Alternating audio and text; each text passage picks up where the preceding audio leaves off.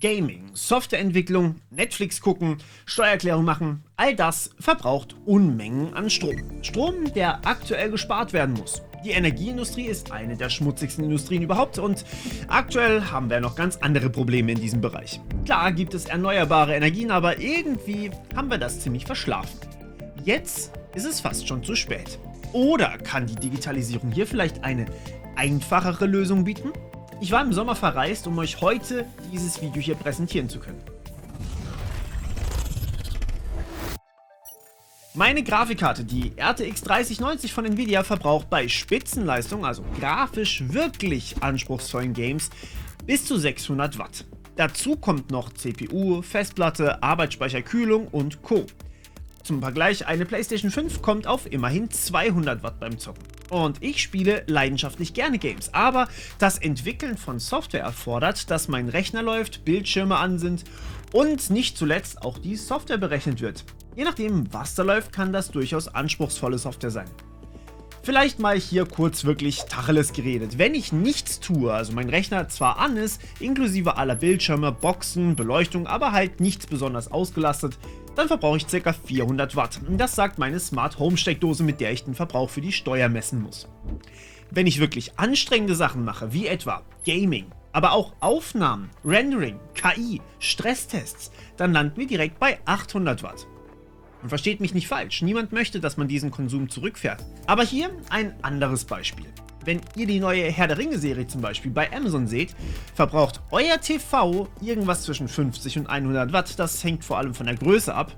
Aber, Zitat, eine Stunde Videostreaming in Full HD Auflösung benötigt 220 bis 370 Wattstunden elektrische Energie, abhängig vom verwendeten Endgerät. Das schreibt der Deutschlandfunk, Zitat Ende übrigens.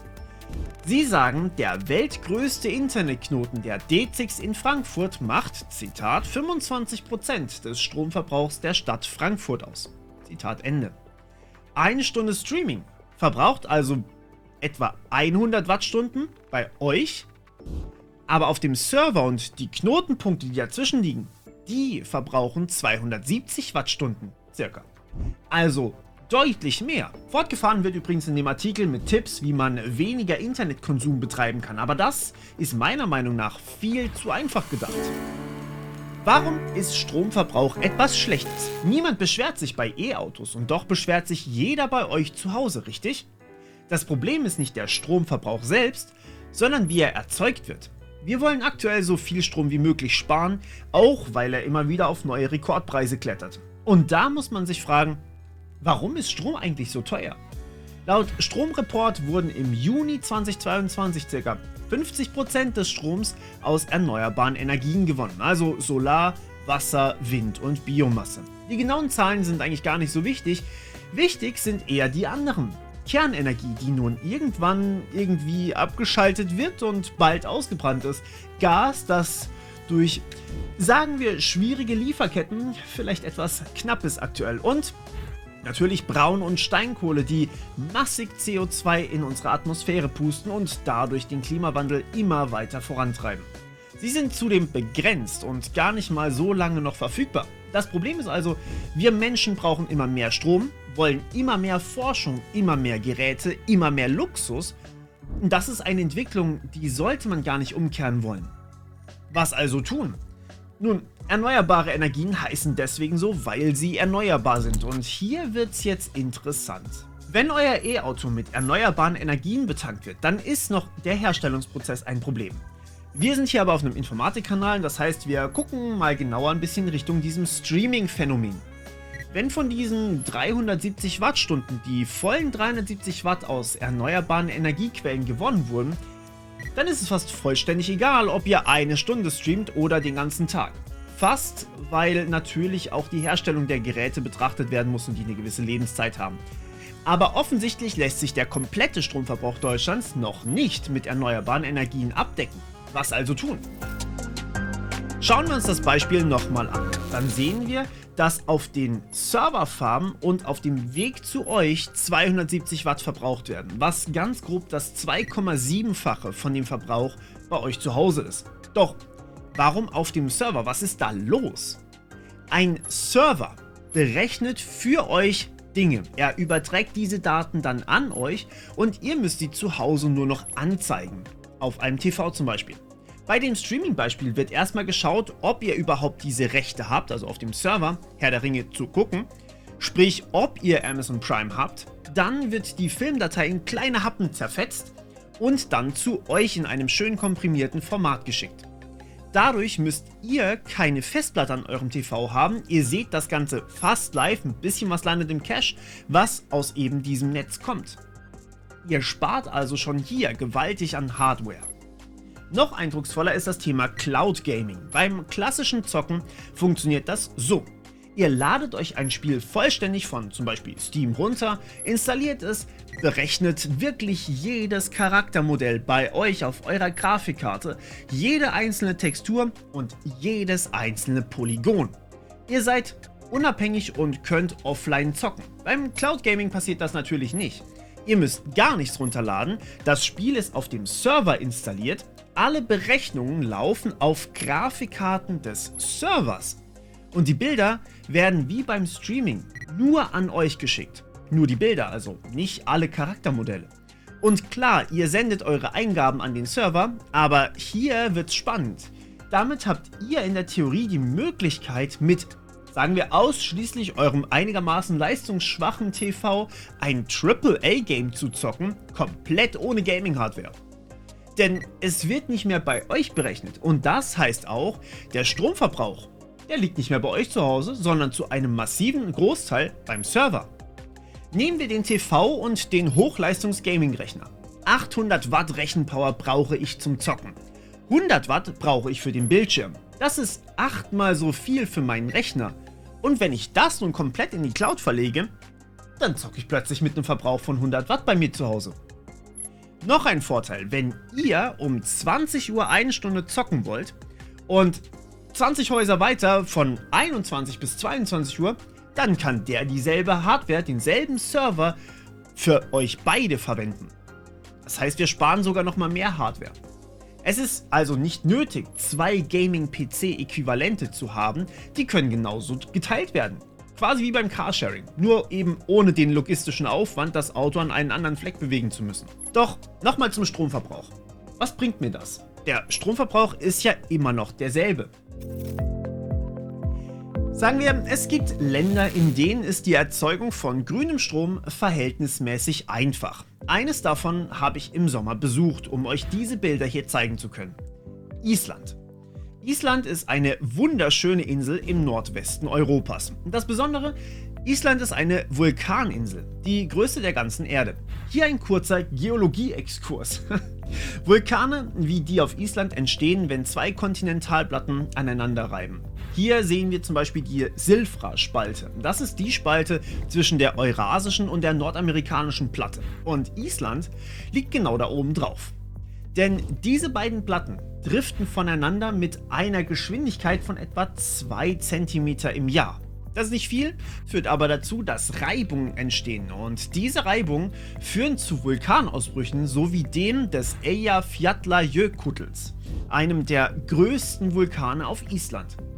Allerdings hat Island dadurch auch enorme Mengen an Geothermie und hier kommen wir wieder zum Thema zurück. Geothermie oder Erdwärme ist in der Erdkruste gespeicherte Wärme und führt zum Beispiel auch zu den ganzen heißen Quellen auf Island. Teilweise wird das Wasser so heiß, dass es anfängt zu kochen. In der Erde. Das führt grob gesagt dazu, dass man solche Spektakel hier, also sogenannte Geysire, beobachten kann. Übrigens, auf Island muss man sein heißes Wasser selten selbst erhitzen. Es gibt meist regionale Anlagen, die Wasser aus heißen Quellen zu euch nach Hause pumpen. Warmwasser aus der Leitung also. Da ich aber kein Geologe bin, was heißt das? Nun, diese Geothermie und auch die unfassbaren Mengen an Wasserfluss auf Island lassen sich zur Energiegewinnung nutzen. Strom ist auf Island so günstig wie sonst fast nirgends und so grün wie ebenfalls fast nirgends. Während man in Deutschland für 1000 Wattstunden, also eine Kilowattstunde, mindestens 35 Cent zahlt, Tendenz stark steigend, ist der Preis auf Island bei umgerechnet etwa 6,3 Cent, Tendenz etwa gleichbleibend. Ja, in Deutschland ist der Strom etwa 5,5 Mal so teuer und dazu noch absolut nicht aus erneuerbaren Energien. Island hat allerdings seine Energiequellen noch nicht mal ansatzweise komplett ausgebaut und genutzt und kann theoretisch noch deutlich weitergehen. Schon jetzt findet ein Großteil der Aluminiumherstellung auf Island statt. Das haben mir mehrere Einheimische im Gespräch so gesagt. Tatsächlich sind 39% aller Exportgüter aus Island Aluminium. Logisch, denn die Herstellung von Aluminium ist extrem stromintensiv. Warum also nicht in ein Land gehen, das nicht nur günstigen, sondern gleichzeitig grünen Strom im Überfluss hat? Doch nach dem, was wir gerade besprochen haben, könnten wir noch was ganz anderes dort machen. Server nach Island stellen. Der Marktführer für Cloud-Technologien ist Amazon. Amazon Web Services stellt Hosting nicht nur für kleine Unternehmen, sondern auch ziemlich kostengünstig für Riesen wie Netflix oder Dropbox bereit. Das heißt, Millionen von Gigabyte lagern bei Amazon Serverfarmen, aber auch Millionen von Menschen bauen täglich eine Verbindung auf und konsumieren Inhalte, die bei Amazon Servern liegen. Selbstverständlich sind auch Google und Microsoft enorme Giganten auf diesem Markt, aber Amazon hält sich mit Abstand an der Spitze. Einen Überblick über Cloud-Anbieter packe ich euch natürlich in die Endcard, da das hier sonst so technisch wird. Ein kurzer Überblick. Ich als Betreiber eines Web-Services habe nicht mehr wie früher meine Server im Keller stehen, sondern miete mir einen Server, in meinem Fall bei Hetzner, die heute auch unser Sponsor sind, aber dazu nachher mehr. Und jeder, der meine Website aufruft, ruft eigentlich einen Server in einem Rechenzentrum von Hetzner auf.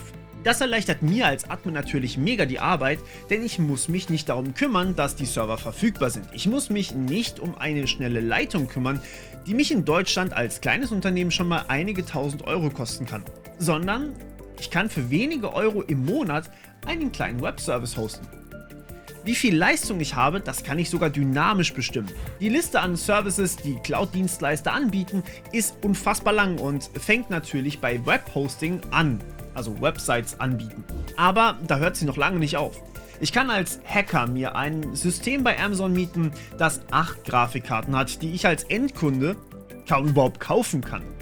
Dafür bezahle ich dann stundenweise einige 100 Euro. Ich kann KIs trainieren, ohne die Rechner jemals zu sehen. Ich kann Games berechnen oder auch Daten ablegen in Petabyte-Größen. Und der Cloud-Anbieter macht den Rest für mich. Doch wo genau die Berechnung stattfindet, liegt nicht mehr in meiner Hand, sondern in der Hand des Anbieters.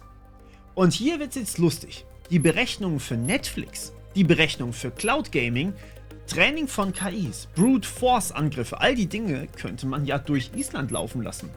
Das würde, wie vorhin gesehen, etwa 8/9 des Stromverbrauchs beim Gaming Richtung Island verlegen. Doch interessanterweise ist der weltgrößte Anbieter mit Amazon dort einfach nicht vertreten. Und das liegt an der Bevölkerung Islands, die halt echt gering ist. Auf der Insel leben gerade mal ca. 376.000 Menschen, offiziell zumindest. Was hat das damit zu tun? Nun, jeder Serverbetreiber möchte in der Nähe seiner Kunden mit seinen Rechenzentren stehen. Das liegt am sogenannten Ping. Kleiner Vergleich an der Stelle, habt ihr jemals online einen Multiplayer gespielt und jemand hatte einen miesen Ping? Dann laggt der hin und her und sein Charakter macht halt sehr viel später das, was er in der Eingabe sagt.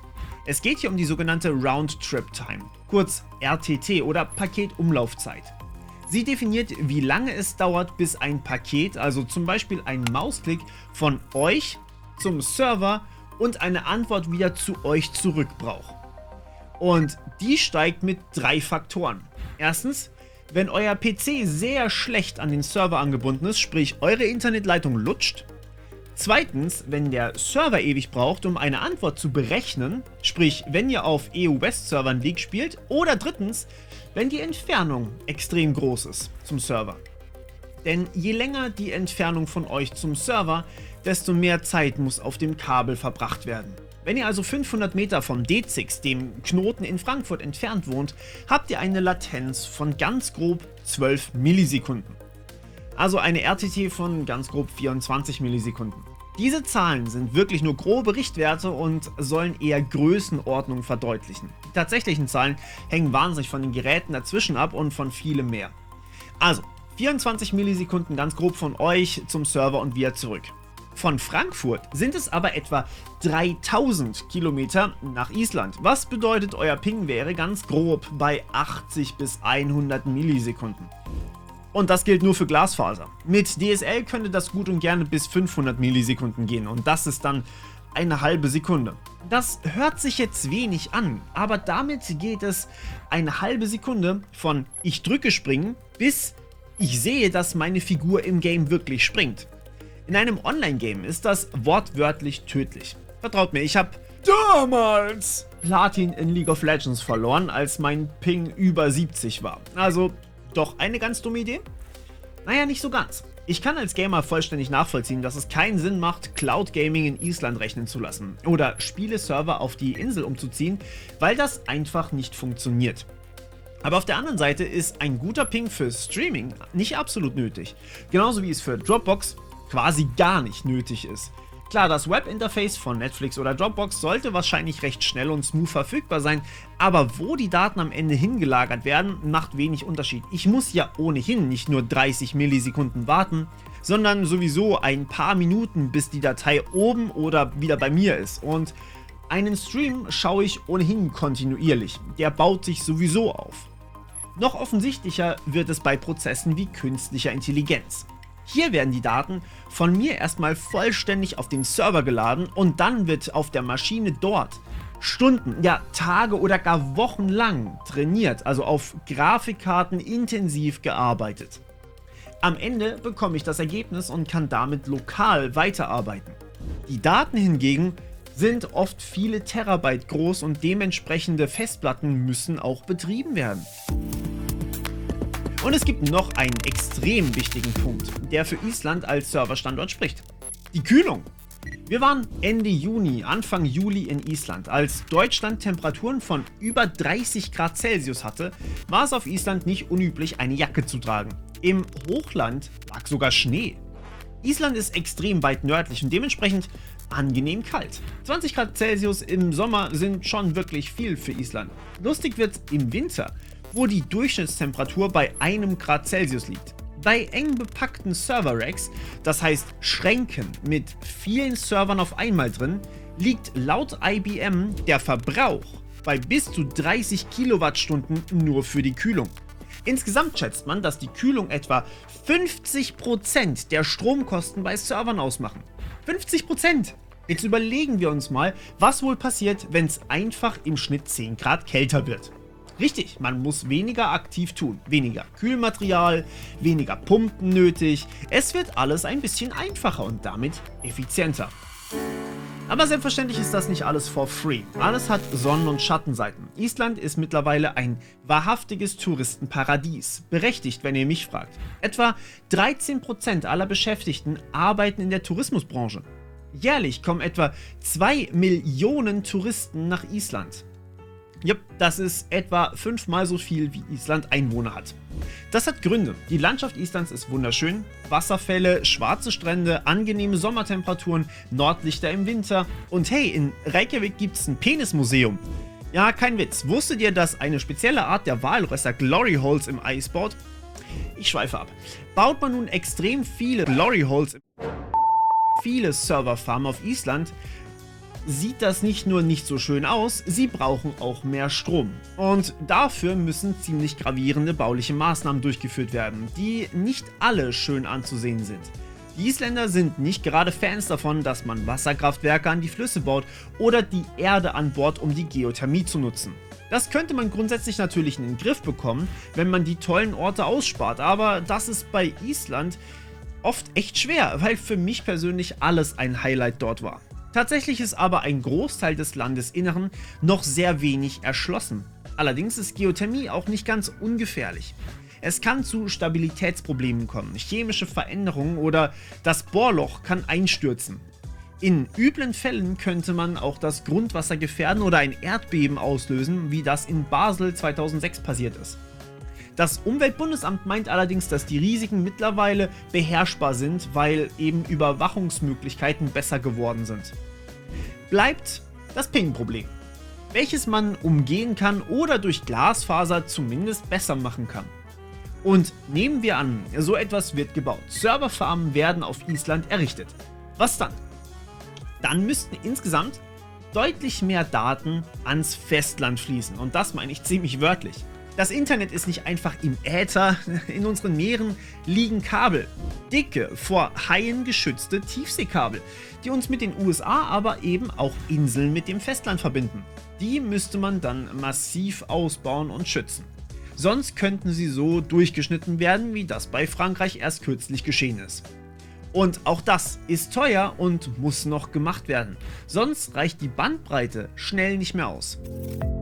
Insgesamt scheint also ein Serverstandort in Island ziemlich attraktiv, ist aber mit einigen Herausforderungen verbunden und eignet sich hauptsächlich für Nebenprodukte. Was heißt das also? Vielleicht, wenn in Zukunft KIs trainiert werden, wird das in Island passieren. Vielleicht bezieht ihr in Zukunft einige Filme oder Serien von Island, aber vermutlich wird ein Hauptserverstandort in Island selten sinnvoll sein. Denn um eine Einteilung in Echtzeitanwendungen und Anwendungen mit höherem Ping vornehmen zu können, muss man überhaupt erstmal mehrere Anwendungen hosten. Die großen Anbieter können so etwas vielleicht tun, kleinere Anbieter aber nicht. Aber genauso sollte man euch nicht die Nutzungszeit von Internet oder Systemen vorschreiben, denn es gäbe schon durchaus Mittel und Wege, wie mehr grüne Energie genutzt werden könnte. Und da ist Island als Serverstandort wirklich nur eine Möglichkeit. Viel sinnvoller wäre auf lange Frist auch bei uns die erneuerbaren Energien selbstverständlich auszubauen. Doch dazu müsste die Pflicht zuerst bei der Politik und den Unternehmen ankommen, bevor die Verantwortung beim Individuum gesucht werden kann. Sonst läuft das Ganze noch ähnlich zum geologischen Fußabdruck, der als Kampagne eines Ölkonzerns gestartet wurde. Aber das ist ein anderes Thema. Und so lange? Naja, unser Partner Hetzner hat schon ein großes Rechenzentrum in Finnland, genauer gesagt in Helsinki. Mit einer Jahresdurchschnittstemperatur von 5,9 Grad Celsius ist es dort fast so kalt wie in Island, was super ist für die Kühlung. Und auch wenn die Erde in Finnland längst nicht so aktiv ist wie in Island, bezog Finnland in 2020 43% der Energie aus erneuerbaren Energien und möchte das erste klimaneutrale Land der Welt sein. Als Serverstandort ist das sehr attraktiv, weshalb auch Hetzner dort ihre Server aufgestellt hat. Unser Server steht allerdings bei Hetzner in ihrem Standort in Deutschland, also mit der Bootstrap Academy, damit wir eben näher an euch dran sind. Hat man nicht so rechenintensive Anwendungen, ist das auch sehr sinnvoll, aber wer weiß, vielleicht gibt es die Bootstrap Academy bald aus Finnland heraus oder zumindest mit einem Backup in Finnland. Wenn ihr mehr Infos zu Hetzner oder auch ein paar Tutorials wollt, wie ihr euch selbst so einen Server auch in Finnland easy von zu Hause aus nutzen könnt, beispielsweise als Cloud-Speicher oder Mail-Server, ich verlinke euch alles in der Beschreibung. Und in der Endcard gibt es eine Tutorial-Reihe von mir dazu. Und solange kann ich nur sagen, liebes Deutschland, es wäre schön, wenn auch bei uns die Erneuerbaren etwas zügiger ausgebaut werden könnten. Dann wäre auch bei uns die Energie deutlich weniger Problem, als sie aktuell ist. Und solange rechnen wir wohl im hohen Norden, I guess. Ich hoffe, dieses etwas andere Video hat euch gefallen. Vielleicht ganz kurz zum Schluss. Dieses Video war eher eine Art Gedankenexperiment, wie man unseren Mangel an erneuerbaren Technologien überbrücken könnte. Vielleicht konntet ihr einiges hiervon mitnehmen. Und falls ja, würde ich mich darüber freuen, wenn ihr mir sagt, was und auch was euch gefallen hat oder nicht gefallen hat. Ich möchte diese Art Videos weiterhin machen, allerdings natürlich nicht so häufig, da so etwas sehr viel Zeit in Anspruch nimmt. Dafür ist mir aber euer Feedback sehr wichtig. Danke. Eyjafjallajökull. Dieses Wort, Alter.